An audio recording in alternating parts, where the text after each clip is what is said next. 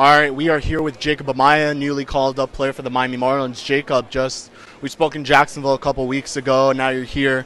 What was the news like getting that call up? I mean, who'd you call first? How'd you find out? And how'd you make the trip all the way to D.C.? I mean, it looked like you just got there super quickly from one day to another. Yeah, we had a night game in Jacksonville, and then got back to the apartment at around like 11-ish, 11:15. Brownie called me and said somebody went down. They needed me in D.C. So after that, it was just a whirlwind of events, like calling my dad and then tears, calling my brother and his girlfriend, tears, and all the other people. It was just tears all around, man. It was dope.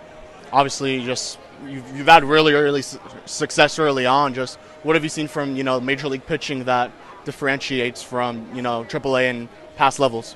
Not too much of a difference. They throw way more strikes up here. So I mean that's good. You're always locked in on a pitch. The view that I have up there now in these stadiums, the view in D.C. was incredible. You're able to see everything. Everyone talks about this view right here, being up there, and like you're able to see everything. I was up there last night. I'm in against a position player, but it just feels like I can see better up here and stuff like that too. So, you haven't been here for too long, but anyone taking you under their wing thus far? I would say Wendell. Wendell probably showing me the ropes. Yeah, definitely Wendell. And then all the other guys as well. Like they'll chime in with some stuff, but yeah.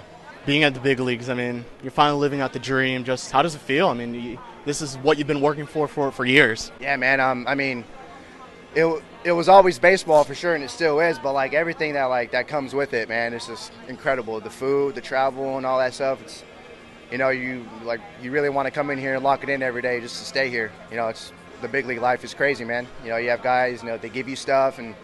They pay for your haircuts and stuff like that. Archie paid for my haircut. Jazz gave me some cleats that I'm going to be rocking. So just stuff like that, man. It's just dope. And then finally, you have your dad here today. You had him in D.C. How much does he mean to you and the journey that you had to go through, and how much did he help you? Everything, man. Just stuff that we've been through when I was a kid, with my grandpa as well. And my brother was there, working with me as well, trying to keep my head straight. So, I mean, it means the world to me and then them here. Just the biggest thing was coming up to big leagues, and having them there in the first game and games on, so it's just a blessing for sure. You're not used to this new type of pitching. I mean, you obviously had the new rules and obviously new guys that you're facing. How do you prepare on such quick notice for these guys? You have Yusei Kikuchi today. You have Kevin Gausman tomorrow, two of the best pitchers in baseball right now, and a former runner-up Cy Young. Pretty much just not even trying to think about it too much. The biggest thing for me is keeping my mental straight, and you might see those guys' names, but believe it or not, you can go out there and scrap some hits against them. So, just breathing through it all, man. Just keeping the mental straight, slowing the game down however much you can. And, just trying to go back to, like, your childhood days and even, like, pro ball in the minor leagues. Like, you've done it before. You know what I mean? It's just a bit bigger and, a lot more fans here. So, the biggest thing for me is just breathing and, trying to slow the game down and know that if a ball comes at me, I've done this 1,000 times. If a ball comes at me when I'm in the box, like, I've hit 1,000 balls before. So, it's just going back and trying to just slow the game down for me. Just seeing Luis Ariz, obviously, you saw him in spring training, and now you're seeing him hitting 400.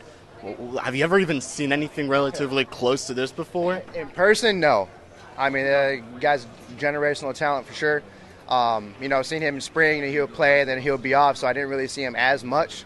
But now that I'm keeping an eye on him here since last Saturday, Fridays, that guy's a masterpiece up there, man. Like, he knows what's coming at all times. His takes are insane. His bat to ball skills is unreal. So, that's the biggest thing for me too, is coming up here and seeing all the good hitters and seeing what I can do to get into my prep and stuff like that. So, yeah, man, it's crazy. And then finally, expectations not only for 2023, but just moving on. Any personal expectations for yourself? Just trying to be able to stay here, man. My name's called. Just be ready when I get up there. Just try and produce as much as possible, and just doing the small things right. Thank you, Jacob. Thank you, brother. Thank you so much.